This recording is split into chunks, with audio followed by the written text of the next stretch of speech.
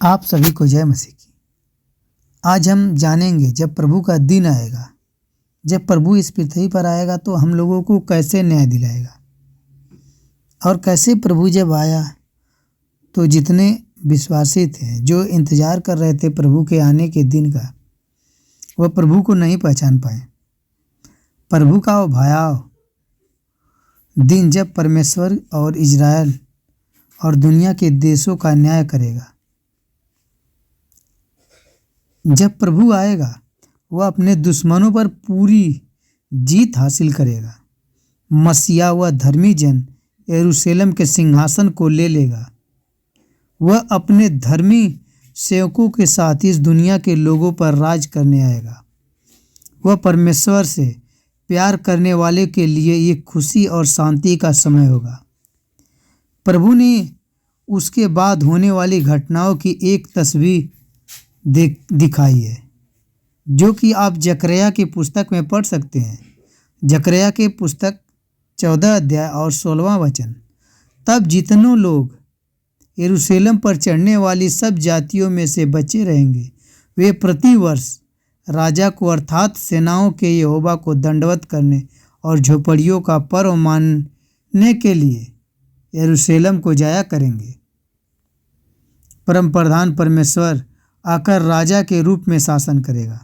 सैकड़ों वर्ष के दौरान यह अलग अलग भविष्यवाणियाँ इजराइल के लोग के लिए उनके अलग अलग भविष्यवक्ताओं के माध्यम से आई थी। यहूदी लोग ने ध्यान से सभी भविष्यवाणियों को समझा कि वह किस प्रकार एक दूसरे से जुड़ी है। वे जानते थे कि प्रभु का एक दिन आ रहा है जब मसीहा इजराइल के राष्ट्र को साफ करेगा और दुष्ट लोगों को नष्ट करेगा। केवल कुछ धर्मी बचे रह जाएंगे। वे जानते थे कि मसीहा पूरे इजराइल को इकट्ठा करके राजा के रूप में देश पर शासन करेगा, और वे जानते थे वह देशों का न्याय करेगा और वह उन पर यरूशलेम से शासन करेगा। लेकिन वह यह नहीं जानते थे कि वह सब कब होगा और किस प्रकार। यह बातें आपस में बहुत जुड़ी हुई है, और यह तो बिल्कुल नहीं जानते थे कि यह दोनों अभिषेक किया हुआ और खुद परमेश्वर यरूशलेम पर कैसे राज्य करेंगे। यीशु के समय तब इजराइल के लोग मसीहा के आने के लिए सैकड़ों और सैकड़ों वर्ष इंतजार करते थे। कैसी चाहत से वे प्रभु के महान दिन का इंतजार कर रहे थे, उसके राज्य का इंतजार कर रहे थे। यीशु के समय में इजराइल का राष्ट्र रोमी साम्राज्य के नीचे था। वे इससे क्या नफरत करते थे। रोम के लोग मूर्तियों की पूजा करते थे और बहुत दुष्टता भरे पाप करते थे। उनका रहन सहन और आदतें परमेश्वर के वचन और उसके व्यवस्था से बिल्कुल विपरीत थी।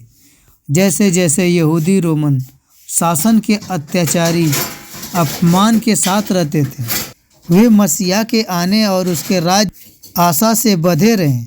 वे इस बात के सपने देखते थे कि कैसे महान रोम के लोग पर जीत पाकर इजराइल को दुनिया में सबसे शक्तिशाली राष्ट्र बनाया जाएगा।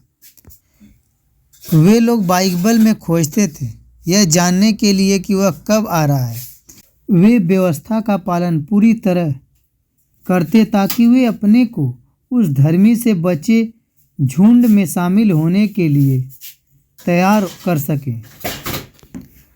उनके अगुओं ने परमेश्वर के नियम के अलावा भी कुछ ऐसे नियम बनाए ताकि लोग परमेश्वर की व्यवस्था से डरते रहें और उसे ना तोड़ें। और वे अपने बुद्धिमान नए शिक्षकों और अगुओं को देखते हैं कि कोई उनके बीच मसीहा तो नहीं है। यहूदी यह नहीं समझ पाए कि जब मसीहा अपना महान और शक्तिशाली काम करने के लिए आएगा, वे इसे 2 चरणों में विभाजित करते हैं। हम उसे मसीहा का पहला और दूसरा आगमन कहते हैं। दोनों चरण बहुत महत्वपूर्ण हैं और प्रत्येक चरण अलग अलग भविष्यवाणियों को पूरा करता है। पहली बार जब यीशु आया तो शक्ति और बल से दुनिया के देशों का न्याय करने नहीं आया था। वह अपना सिंहासन लेने के लिए सही समय नहीं था। वह प्रभु का महान और भयानक दिन नहीं था। पहली बार जब प्रभु यीशु मसीह आए, उसने कई भविष्यवाणियाँ पूरी की, जैसे कि यशायाह की पुस्तक में आपने पढ़ा होगा। यशायाह के 61 अध्याय और पहला वचन, प्रभु का आत्मा मुझ पर छाया रहता है, क्योंकि उसने मेरा अभिषेक किया है। उसने मुझे भेजा है कि मैं दरिद्रों को सुसमाचार सुनाऊं, दुखियों को ठाठस बधाऊं, बंदियों को छुटकारे और कैदियों को मुक्ति का संदेश सुनाऊं। यशायाह ने यीशु के पहले आगमन के बारे की भविष्यवाणी की, जब उसने एक पीड़ित सेवक के अद्भुत बलिदान के बारे में बात की थी। तो उसने लिखा था 53 अध्याय और 5वीं आयत, हमारे पापों के कारण वह छेदित किया गया है, हमारे कुकर्मों के कारण वह कुचल दिया गया है। जो दंड वह भोगता था, उसके द्वारा हमें शांति मिली, और उसके घावों के द्वारा हम भले और चंगे हैं। जब यहूदी लोगों ने यह विवरण पढ़ा कि वह आएगा और दुख उठाएगा, उन्हें यह नहीं पता था कि वह क्या सोचे। यह चरित्र बाइबल का मसीहा पर उल्लेख से फर्क लगता था। वह कि अभिषेक किया हुआ मसीहा कुल जीत में आएगा। क्या यह पीड़ित सेवक वही था? निश्चित रूप से वह महान राजा नहीं हो सकता है। हम अब यह जानते हैं कि जब परमेश्वर ने मसीहा को पहली बार भेजा, उसका उद्देश्य यह नहीं था कि मसीहा दुनिया के देशों को जीत ले।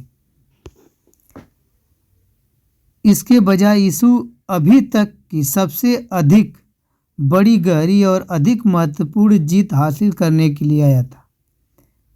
प्रभु यीशु ने पाप और मौत पर अपने आप को बलिदान करके विजयी प्राप्त करी है। अपने शुद्ध जीवन और बलि मौत से मसीह ने पाप की ताकत और भयानक अभिशाप जो आदम और हव्वा दुनिया में लाए थे, उसे नष्ट कर दिया है। प्रभु यीशु मसीह ने वैसे कार्य नहीं किया जैसा यहूदियों ने उम्मीद की थी प्रभु के लिए। उसने एक सेना का निर्माण नहीं किया, ना रोमन को छुटकारा दिया, लेकिन परमेश्वर की आत्मा का अभिषेक उस पर था। उसने बीमार को भला और चंगा करके, अंधों को आंखें देकर और लंगड़ों को ठीक करके और बधिरों को मुक्ति दिला दिया। उसने गरीबों को सुसमाचार सुनाया और इतने ज्ञान और समझ से सिखाया कि उसने धार्मिक नेताओं का मुंह बंद कर दिया। इजराइल के सभी लोग जो परमेश्वर से प्यार करते थे, मसीह का काम देखकर जान सकते थे कि वह मसीहा ही था। लेकिन इजराइल में कई लोगों ने परमेश्वर के पुत्र को अपने विश्वास और झूठे धर्म से अस्वीकार कर दिया। जब वह उनके बीच में रहने आया, एक दिन प्रभु यीशु मसीह अपने दूसरे आगमन के लिए वापस आएगा। वह पराक्रम में आएगा और प्रभु के महान और भयानक दिन को लाएगा।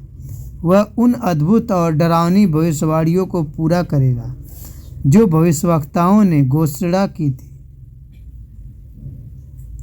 जैसा हम इतिहास में अपना समय देखते हैं, हम जान सकते हैं कि हम बीच के समय में रह रहे हैं। हम पीछे मसीह के पहले आगमन को देख सकते हैं और हम उसके दूसरे आगमन के लिए आगे देख सकते हैं।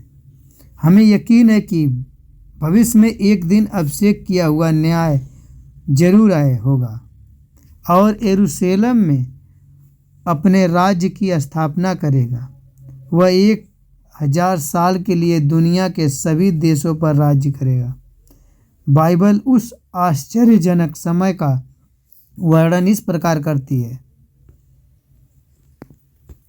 यशायाह के पुस्तक में 11 अध्याय 1 और 4 वचन, तब ईसौ के ठूंठ में से एक डाली फूट निकलेगी और उसकी जड़ में से एक शाखा निकलकर फलवंत होगी और यहोवा की आत्मा बुद्धि और समझ की आत्मा, मुक्ति और पराक्रम की आत्मा और ज्ञान और यहोवा के भय की आत्मा उस पर ठहरी रहेगी।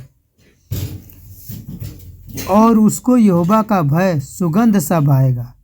वह मुंह देख कर न्याय न करेगा और न अपने कानों सुनने के लिए और ना ही सुनने के अनुसार निर्णय करेगा, परंतु वह कंगालों का न्याय धर्म से और पृथ्वी के नम्र लोगों का निर्माण खराई से करेगा।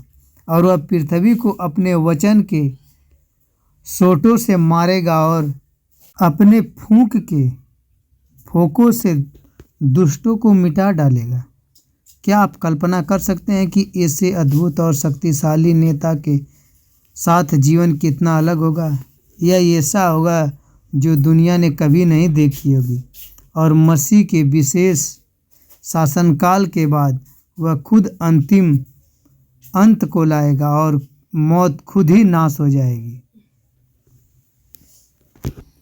स्वर्ग और पृथ्वी जैसे हम जानते हैं कि चली जाएगी और परमेश्वर एक नए स्वर्ग और नई सृष्टि बनाएगा और नई पृथ्वी बनाएगा, जिसको उसने अभिशाप से मुक्त किया है।